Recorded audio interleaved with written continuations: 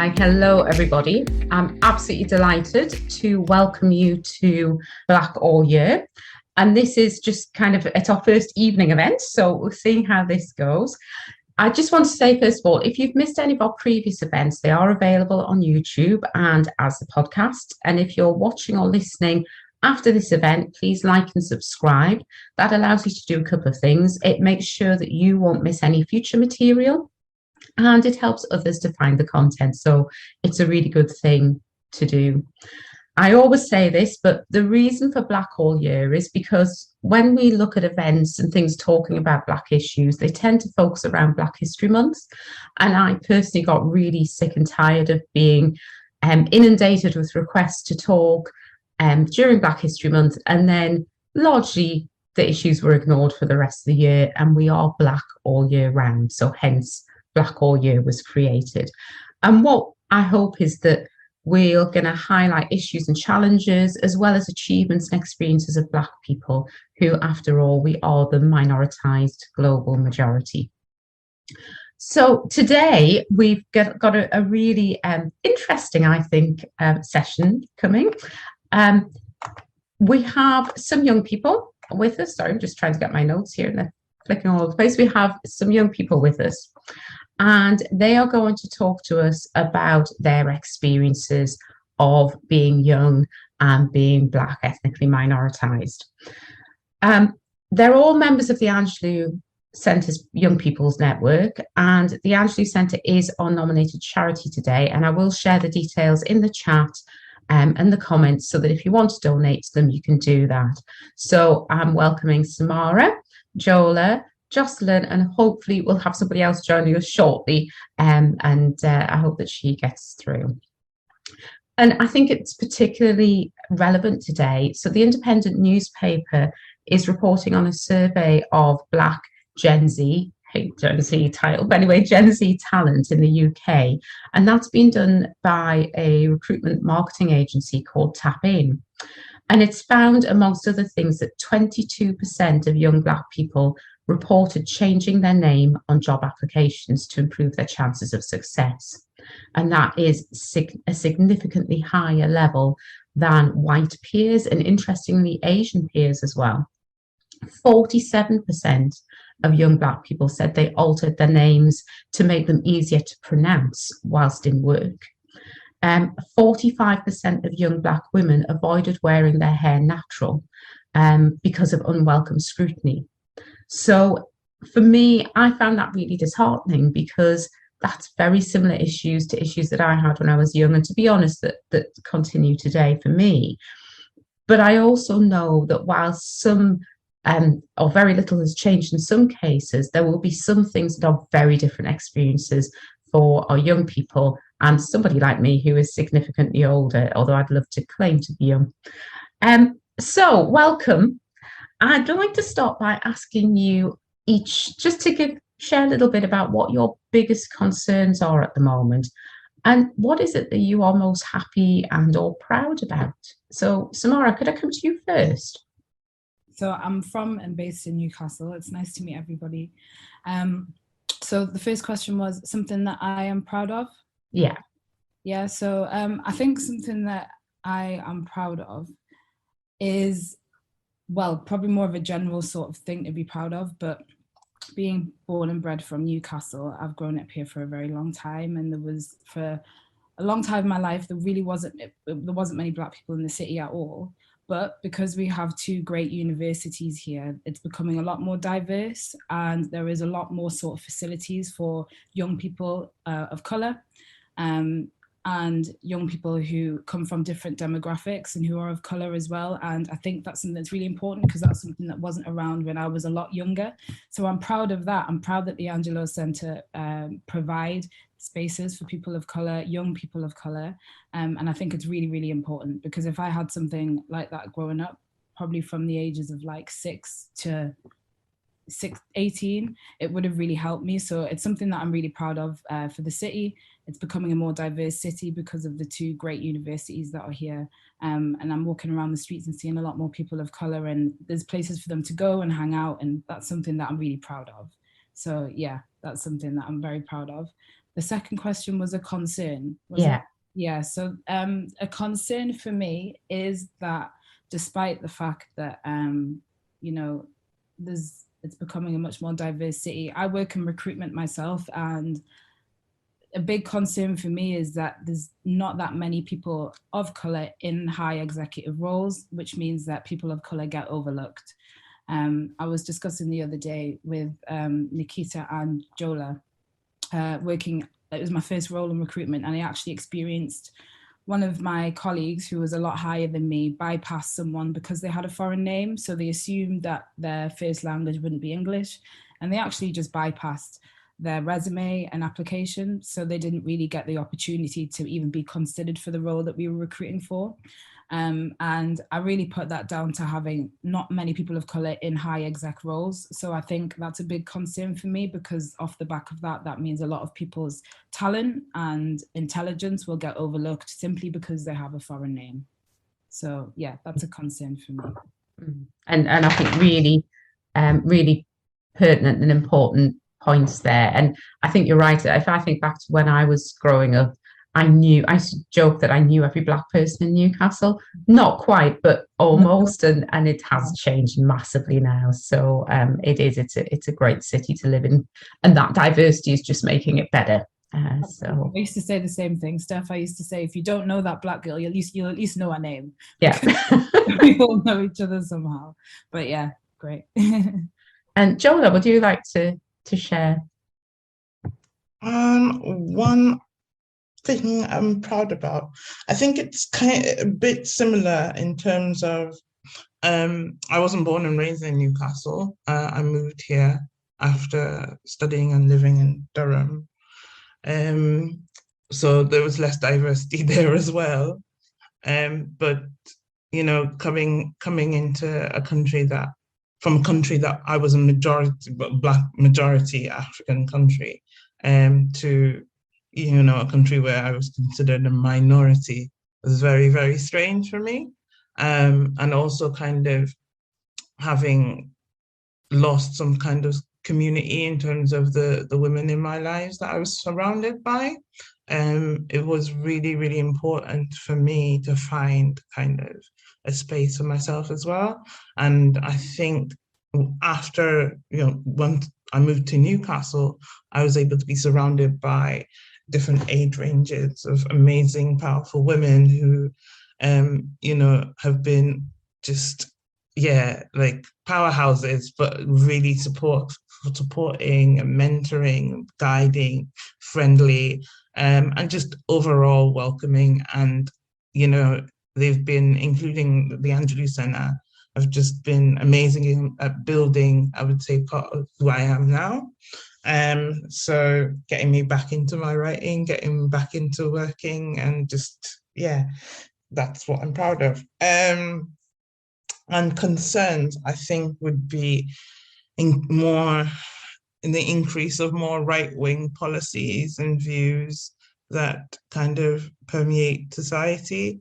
Even though the diversity in Newcastle is increasing, there's still a lot of work that needs to be done. And I'm kind of concerned that it's just people are becoming a lot more confident to be extreme, to be honest. And that's my major concern. Yeah. I knew I wouldn't unmute at some point. Yeah, thank you. I can really identify with that. I think it's just the last few years, it's been quite interesting seeing some of the things that have happened. Joycelyn, I hope that you're there. Hello, everyone. My name is Joycelyn. Joycelyn's on a station in case you can't tell. Is it too noisy over here? I'm so... It's all right, we can hear you. Yeah. Yeah, hi everyone. My name is Joycelyn. I work with the Angelou Centre as the volunteer coordinator.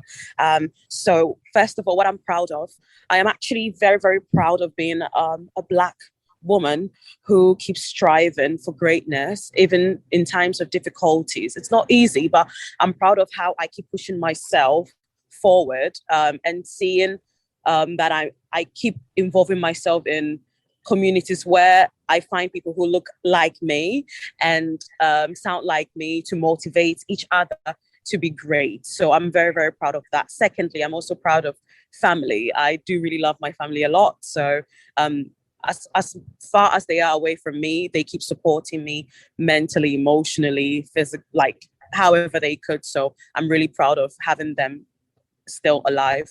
What my concern has been since I came to England. I'm originally from Ghana, born in South Africa. It's quite really new since coming to Europe. The attitude and response I get from people who don't look like me. I do 2 jobs actually. So I work with the Angelou Centre and I also work as a senior support worker in a care home. And I'm literally the only Black woman and Black person in the whole entire working place.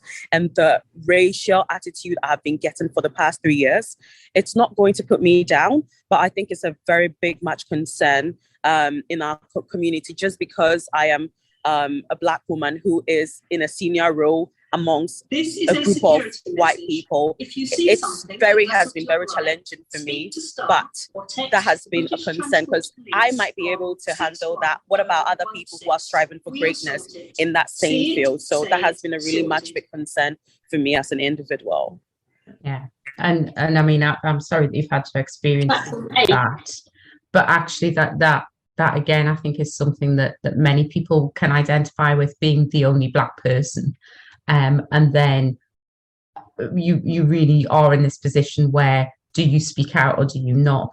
So just kind of taking some of that a little bit and thinking ahead to our next event, which isn't until September, we have an event around education. And I know that one of the topics that you were quite keen to talk about was about diversity and inclusion in academic spaces. So are you all working at the moment, or have you recently been studying? Be interesting just to know what your experiences have been of that. Yeah, well, for me, I graduated last June. It seems like longer ago, but time passes so fast. So yeah, last June, I was studying a master's at Newcastle University. It was mainly sort of an online because of the COVID restrictions, but there was times where we had to go onto campus and, you know, hand papers in and meet lecturers. And, you know, it's widely known that Newcastle University is a very white institution. And there has been so I'm not sure if anyone else has heard, but there's been several stories of racial incidents that have happened within that institution, and not really much has been done, or not enough has been done to resolve them. And Samara, can I just ask, so when you say it's a very white institution, what do you mean by that? Because we've just been talking about the diversity that the students have brought. Yeah. So, I mean, I can only really talk from my experience and what I've discussed with friends, but what I mean by it being a white institution is the lecturers, there's just not many lecturers of colour at all. And, you know, because I'm quite a politically driven individual, a lot of my papers, my thesis was sort of modelled around race and brand activism, specifically, you know, right after George Floyd was murdered. I was sort of doing a case study on brand activism, and a lot of the things that I wanted to portray, or that I wanted to maybe dig in a little bit deeper, I didn't really feel comfortable approaching some of my lecturers with issues, because I knew that they wouldn't really understand on a level that I wanted them to understand. And I wanted to be able to have like a back and forth conversation with my tutor, so they could help me develop ideas.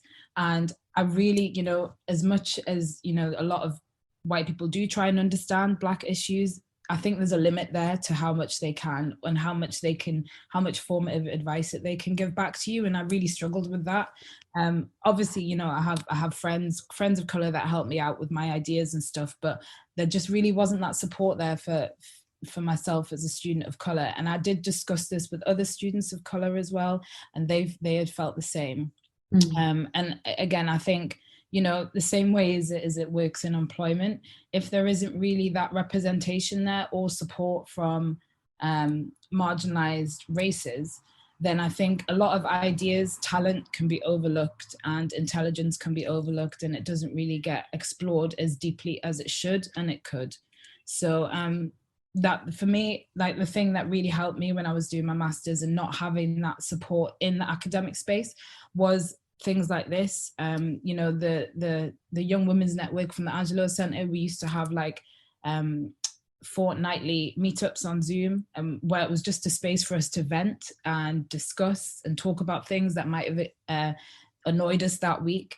And that was a really nice outlet for me. And it actually helped me build confidence when I returned back to school. And I could sort of apply that confidence into my thesis. And when I was sort of corresponding with my lecturers as well. Yeah. And I don't know if people get that. I've just been having a kind of, or trying to have a similar conversation with the school around, you can learn the theory of things, but unless you are really embedded in that and have been doing that for years. So there are some white people who really get it. And that's the only way I can describe it, isn't it? They get it, they understand.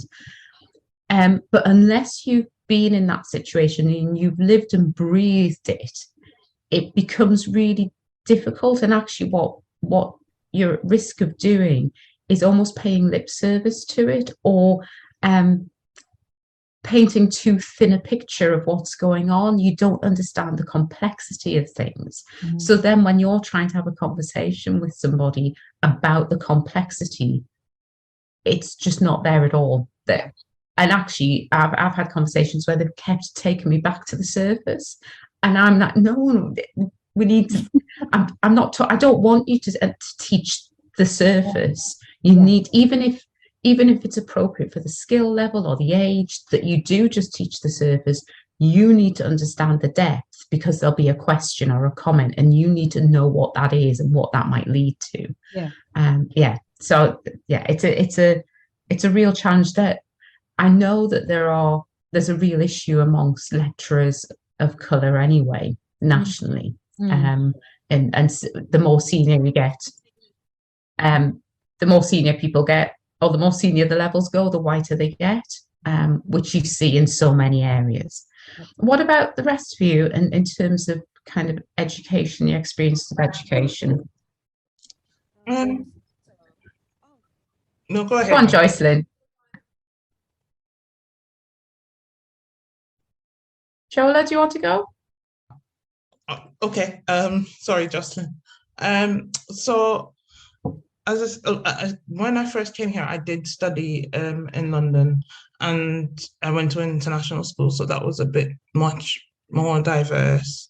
But once again, just like Samara was saying, the teachers, there weren't a lot of teachers from Black communities, and so as I moved to the Northeast, then to Durham, it was, I think, throughout the time that whilst I was at Durham, there was probably only one that I'd met, and I remember my first class, actually, when I walked in, everybody turned around, and the lecturer even asked me if I was in the right room. And he asked me again, and I had to confirm and say, am I in blah, blah, blah class? And he said, yes. I said, well, yeah, I'm in the right place. And then, I'd also been told, like, some people said, oh, you're just like here, like a space filler, the diversity in the quota in the whole department. Because I didn't have other people. There was one other student, and he was Ghanaian, but he was actually of mixed modules, so it was different departments altogether. And you'd hear things like that, like constantly. You just have a lot of racist experiences, and you could go to your lecturers, you could go to your department heads or mentors or whatever, and they would either apologize, say that's terrible, we'll give that person a talking, but they didn't really they didn't understand. They couldn't really feel the pain that you were going through, and sometimes it would be shrugged off. So as you continue to go through all of that, when I finally got to find a job here, and started working and volunteering within the community, most of the stuff that I've done has just been related to people from the global majority. So people who are from Black, Asian, and other minority ethnic communities in, the Northeast. Because I feel that that pain and that struggle is relatable, and we can kind of support each other through it. And also, I think it's a much more healing way as well for me to avoid a lot of the extra microaggressions whilst trying to challenge it at the same time, because it is a massive burden when you're working within a space where you're already feeling threatened. So, I mean, with all the stats that you've mentioned, I'm not surprised and shocked, because, like I said, I did know someone who actually changed her name to get a job. And that was pretty shocking. I've had people look at my CV years ago who removed my name, my first name, and put my second name as my first name, Esther, to say, that would be actually better. And I've changed it back, because no. Yeah. And I think, and this is, I would say, for me, that's really common. For my generation, really, really common. I have relatives who can't pronounce their own surnames properly because their parents changed the pronunciation to make it easier. There are people who have used their English name Western name rather than their African name or their Asian name, because that is easier for people to pronounce. Interestingly, my brother did the opposite, because he's got an English first name, but he uses his Ghanaian name. So that's really common, but you would hope that as the world gets and the country gets more diverse, that would become less. But actually, you do still see it. It's one of the things that I like to do, is when somebody tells me their name and they say, "Oh, but you can just call me so-and-so," I say, "Do you want me to call you that?" Mm-hmm. I prefer people call me Steph than Stephanie. Mm-hmm. Or is it that you think it'll be easier because I can learn to pronounce your name? And I think it's important that people do that. Lynn, it's funny, she's popping with Lynn in the chat box, but I met Lynn as Lynn, and Lynn is now using her first name, which is her Nigerian first name, Ngozi. And it's not that hard to learn, but that's how we people, people think that it is. And as Ranjit's pointed out there, people can pronounce Arnold Schwarzenegger, they can learn to spell Siobhan and Neve. So yeah, it's a strange one. And I was really interested in what you were saying there about actually you've kind of made a conscious decision to work mainly with people from the global majority. Yeah. Because it feels how would you describe that?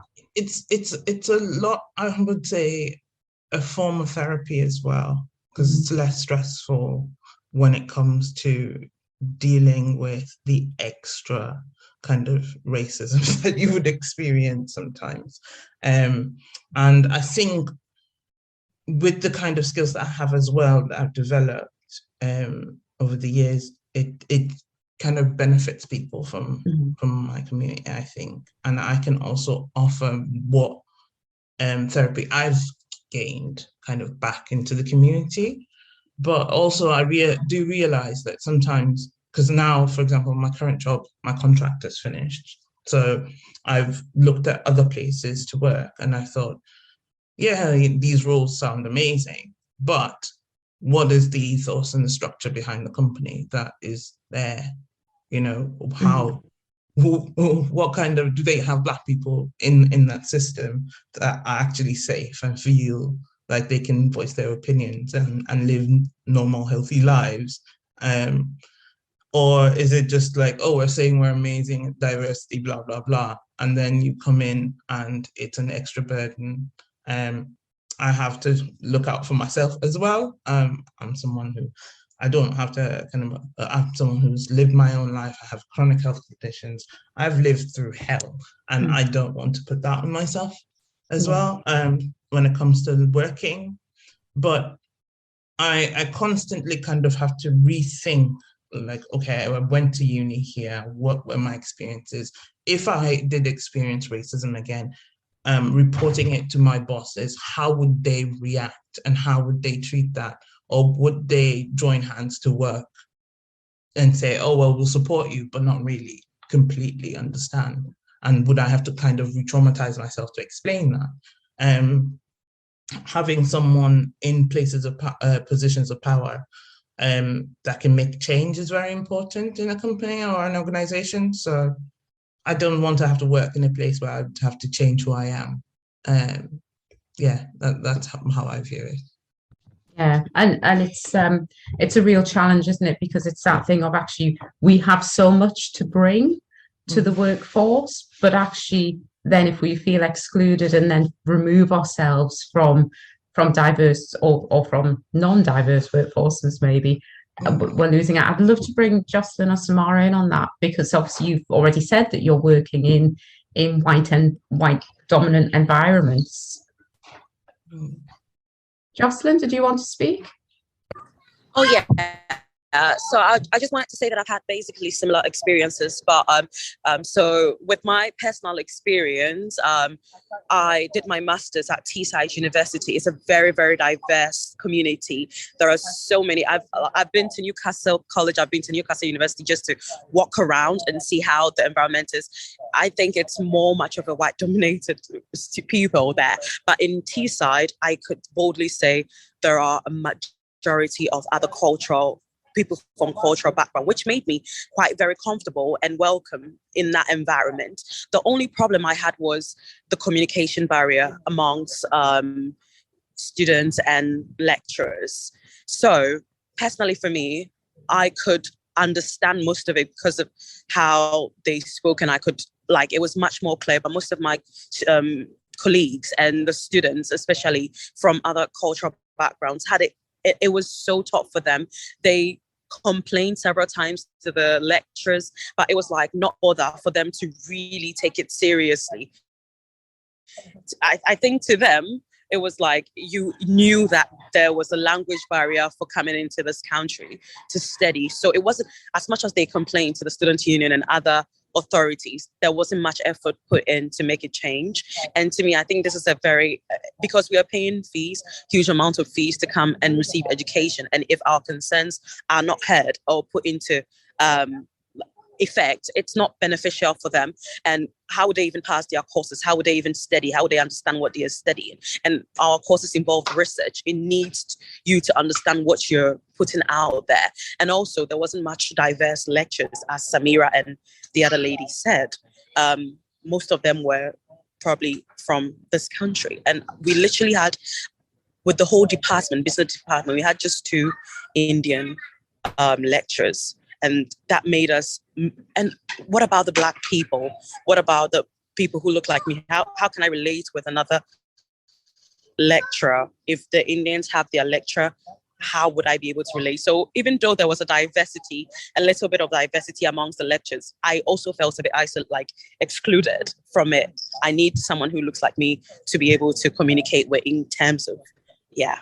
Yeah, and that's that risk of talking about BAME, isn't it? And we've talked about it regularly in these events of actually people would go, oh yes, but look, you've got some diversity there, and it's actually there's a huge, well, a massive cultural difference between somebody from the Indian subcontinent, from Southeast Asia, and somebody who is from the Caribbean, and somebody who is from of African heritage. There's just massive differences between them, and to kind of go, oh well, it's okay because there's an Asian lecturer there, so they'll understand a tiny bit. And it's a strange one.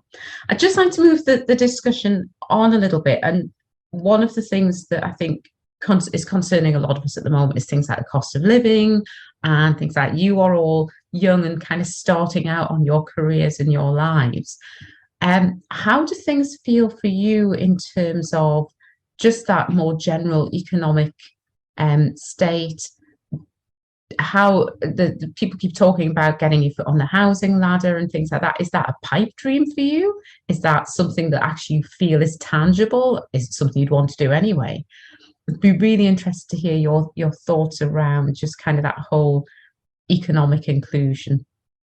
I would say I was having a conversation about this yesterday with a friend, and I was saying, I don't know what it. I was like, this generation.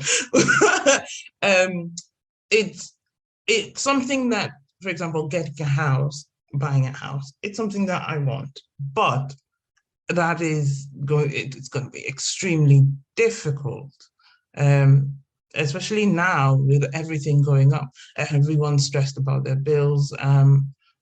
People don't know, for example, if you think about the structured systems here, sometimes you don't actually get the proper support, which is why, fortunately, we have the Angelou Centre. I could always run there. But if I didn't, the kind of support that I could have received would be kind of, I would say, poor, really.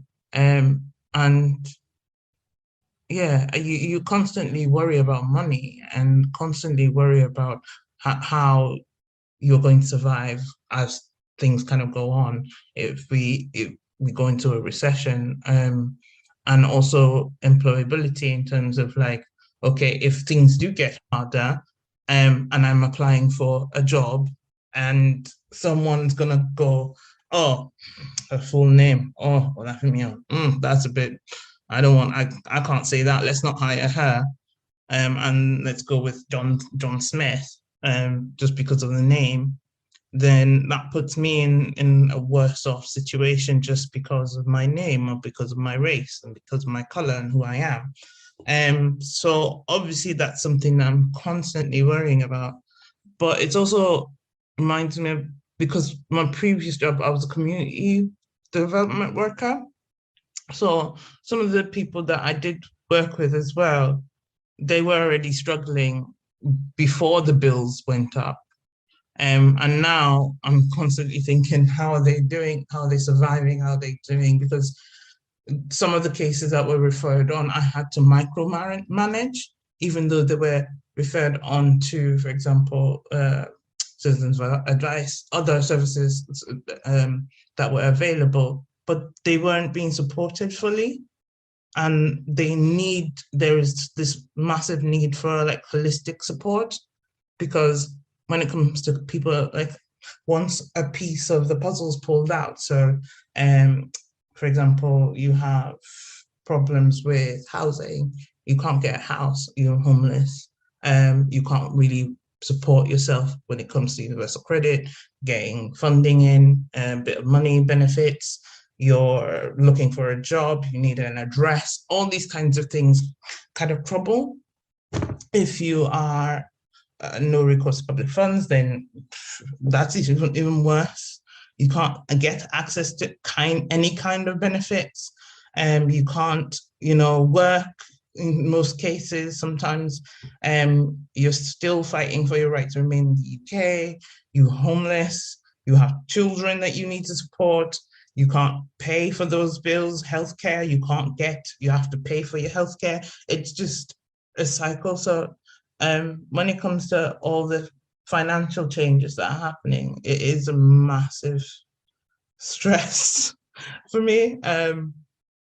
Yeah, so it's just, yeah, massive. And Jocelyn's just saying there that it's in her experience, it's easy to get kind of unofficial jobs in her experience, and like care worker, support worker, but even with that, you've then got to work your way up to a higher position, and you can come in with really high qualifications. I think that's one of the things that is quite a common experience around particularly Black people, is that you could have a master's degree and yet you're struggling to even get a job as a cleaner. And people assume, or you take a job as a cleaner because you need a job, but then people assume that that's because that's all you could do, and that you don't have anything that you could do more than that. And I wonder whether actually there are other ways in which being Black affects that financial situation? Because I think you've obviously mentioned no recourse to public funds, but actually a lot of other people are experiencing that similar situation of really being worried about how they're going to pay the bills. Do you see that actually being Black has another layer of complexity over that at all? Or do you think it's probably quite similar for a lot of people? For me, I would say yes, it does. Because even our experiences are different.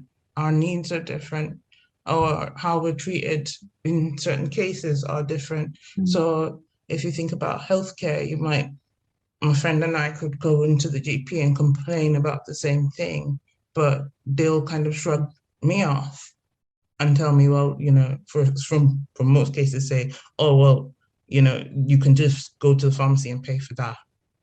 Whilst my friend would get a prescription sheet, and because she's on universal credit, she doesn't have to pay for it. I would be told to go to the pharmacy and pay for it. Yeah. When I could have, it could have been done the other way around. Or for example, because I'm a cancer survivor and I've had cancer treatment, so some of my health issues have come from that. So normally some of the medication you get should be free, you shouldn't pay, but I have to. Yeah, because the whole system, out of the system, told me that I shouldn't pay. Now, I was the only Black person out of all of my other white friends as a cancer patients who were given this advice. They were supported through all of it, but I wasn't. So, I'm looking at myself and I'm thinking, am I the only one? So I asked another patient years later who's also Black, and he's had no advice as well. So, that's just a little example. So, yeah, it does come into part of it. Samara, can I bring you in? Because I think there's something as well about, so if you're worried about your job, because you need that to pay for things, how willing do you think people are to speak up about some of the things that go on and some of the experiences that they had? I was interested when Jola was saying there about going in to complain at a GP practice, and I don't know if you, Samara's, witnessed this, where you suddenly you're getting really angry apparently when you're complaining. Yeah, I mean, yeah, I've been in the situation where I've tried to make a conscious effort to not get angry, because I don't want to feel that stereotype of being the angry Black girl. However, I also am a strong believer of, as women in general, we should be able to be angry, and we should be able to show when we're angry as well. So rather than sort of closing us off from that emotion, it's really natural to be angry. So why can't we be angry? And we have a lot of stuff to be angry about, to be really honest. Of what Jola was saying when, she was saying, if you apply for a job and an employer sees your name, sees it's a foreign name, that is a barrier already to you possibly having access to buy a house. Because if you're applying for a job that has a good salary that could allow you to get onto a property ladder, if there is an employer there who says, I don't want to hire that person, that's a barrier there that's stopping you from getting access to capital. And I mean, yeah, the rise of living costs is something that worries me every day, and it's due to go up in October as well. And to be really honest with you, I don't know if I grew up thinking that I'd own a house. One thing that I do think is really important is that kids and kids of color in general, it's important that we have we get taught financial intelligence. And I think it should be taught in school, really, because I left school not knowing how a mortgage worked. I left school not knowing how council tax worked. And so when I came out and I got access to an overdraft when I became a student, I went absolutely mental. And, I've got a job now that's all right paid, but the reason I did my bachelor's and master's is because I wanted to have access to financial freedom, because it's something that does allow you to be able to acquire a house and just to be able to enjoy life. And I think something that is a big component of that also is being able to and knowing how to manage your finances. And that's just something that well, it's not something that I had access to as a young person, because my mum and dad worked full time. So whether they didn't have the time or they were still learning how to manage their finances as well, it wasn't something that I had access to. So I think it's important that is a thing. But yes, going back to your original question, when you said, has there been times where you felt angry?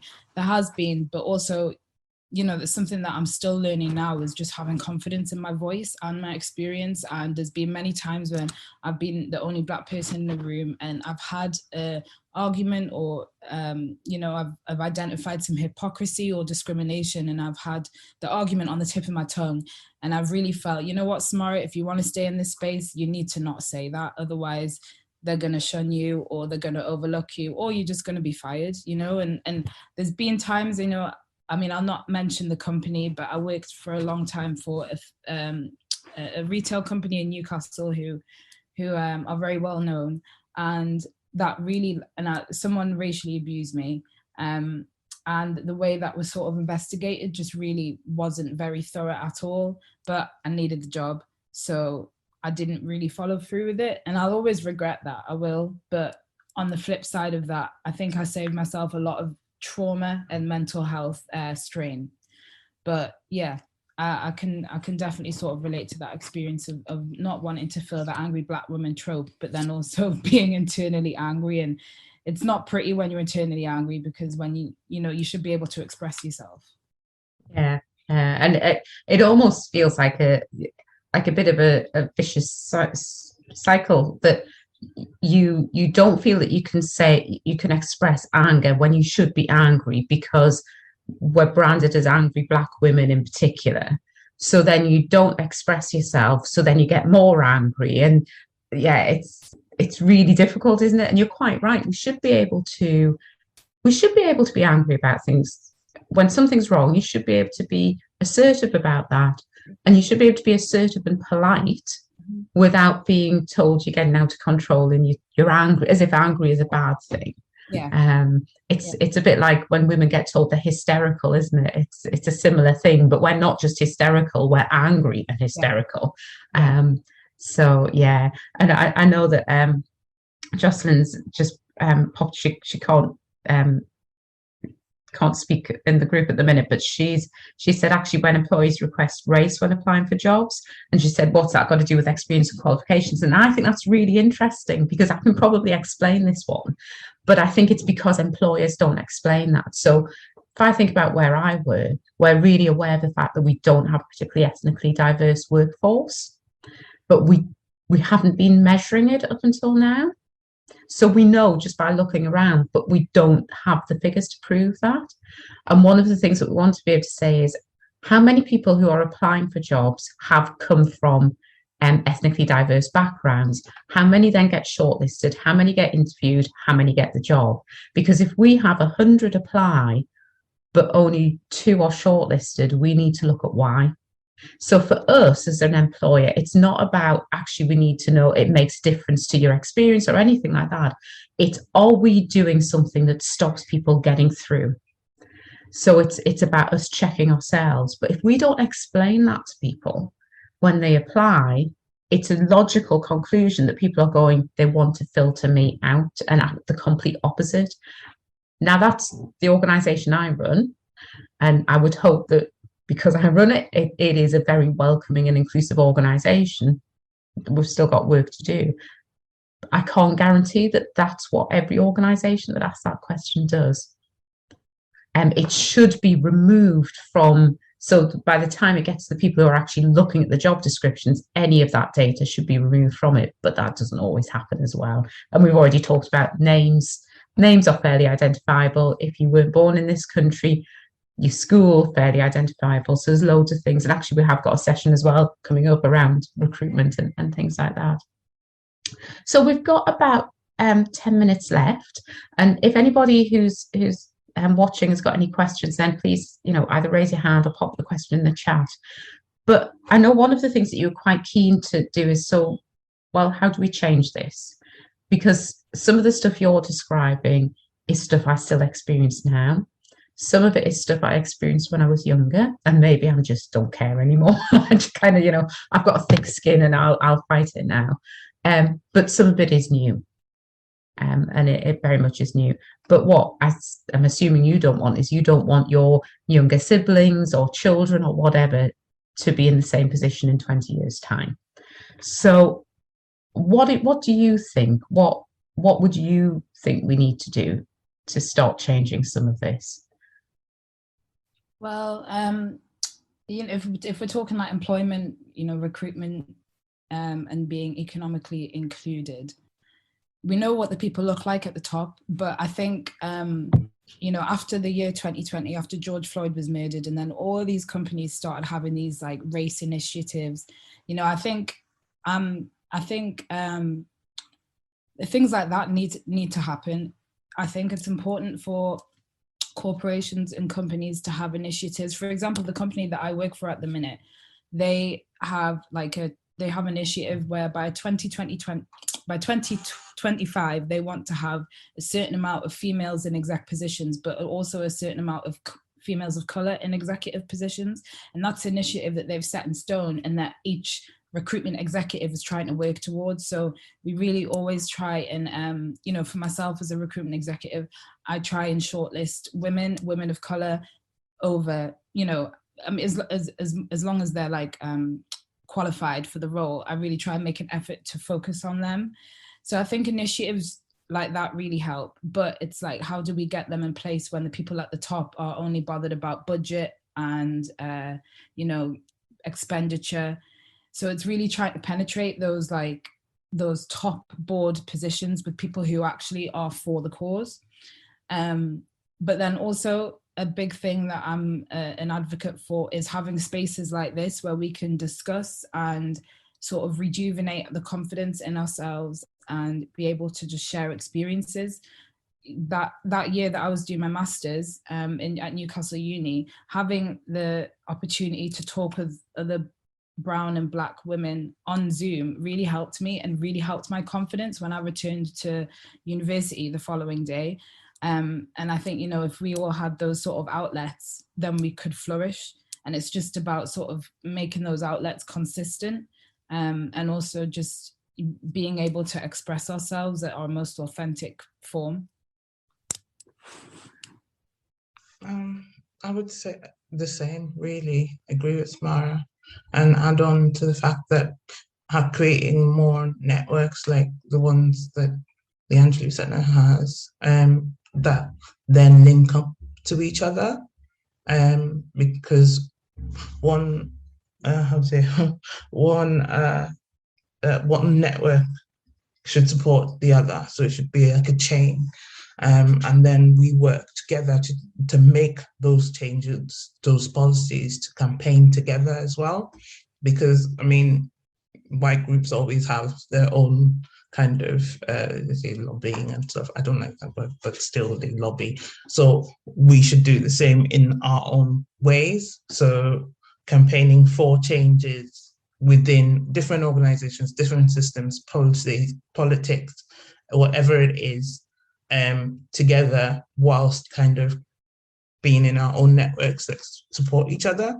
And yeah, I think, like you said, the same people at the top making change, replacing people that, calling out just absolute racism as it is, wherever it is, but also kind of having more people at the top in positions of power that look like us, that have our experiences, that will support people and kind of hire people like us as well.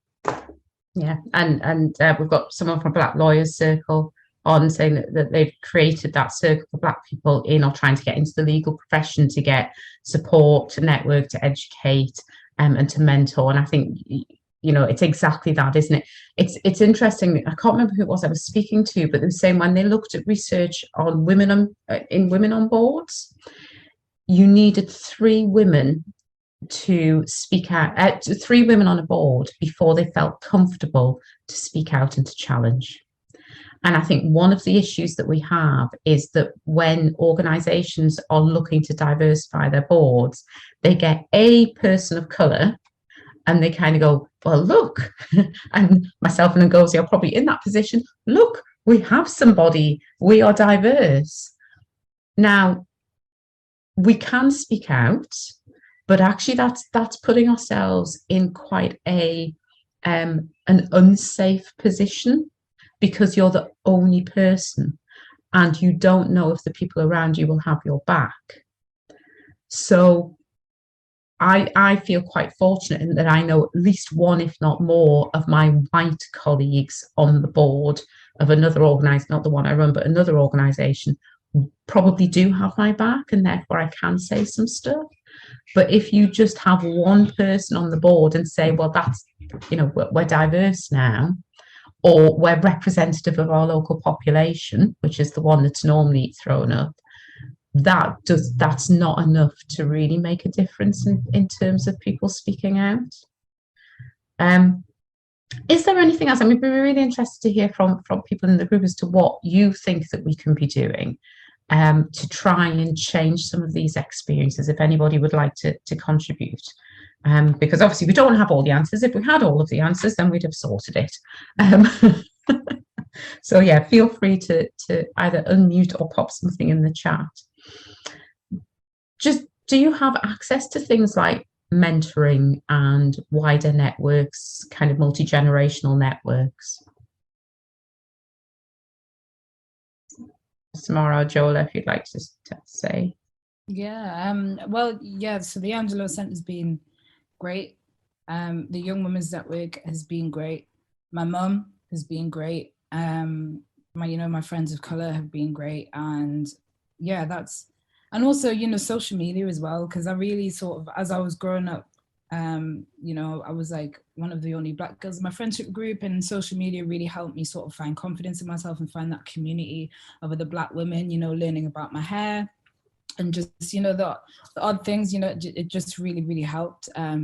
So yeah, I would say I do have access to those things, but, I think there can always be more space, because you have to remember that the status quo is white. So there could always be more space for access to those facilities for Black people, especially. Yeah. Great. Well, I'm glad that you feel that this is perhaps one of those spaces, and you've I hate to say this, but you've made me think about what I need to be doing to create more spaces, and I really don't want anything else to go on my list of things to do, but you've certainly done that. And obviously people who are with us today and people who are catching up later, that might be something that you want to think about. Are you helping to create those spaces for people to come together to have those discussions where they feel that people understand what's going on? So we're just about out of time. I mean, thank you so much for your time today. I know it's kind of quite daunting speaking to an old fogey, but hopefully I found it really, really interesting. And just looking, collaborating with others, Black leaders, Black lawyers circle, saying it's important to collaborate with others, and it really is. You've really made me think, which is a good and a bad thing from my perspective, but you've really made me think about, okay, so what more should we be doing? It's great to hear how much the Angelou Centre has supported you and is continuing to support you. And I hope that kind of carries on throughout your careers and your lives as they change and grow. Joycelyn, I know that you can't speak at the minute, but yeah, thank you to you too. So I just wanted to say to people that if you're watching it on YouTube or listening to the podcast, please remember to like and subscribe, just to make sure that you see our future events and help others to find them too. Thank you very much, everybody in the audience, and thank you, Samara, Jola, and Joycelyn. And our next event is actually in September. We have 2 events. So we have one which is all about education. So Black All Year Black Education. That's Monday, the 2nd of September. That'll be at 12 o'clock. And we also have another event actually the next Monday, which is with Roger Klein, who anybody who works in healthcare has probably heard of Roger Klein, who did Snowy White Peaks. And he is going to talk about box ticking in recruitment and development, which is something that I think we're all aware of. So keep an eye on those. If you go onto Eventbrite and follow Black All Year, they'll be popping up to be booked shortly. But once again, thank you so much for your time. It's been really, really informative, and take care, and we'll see you next time.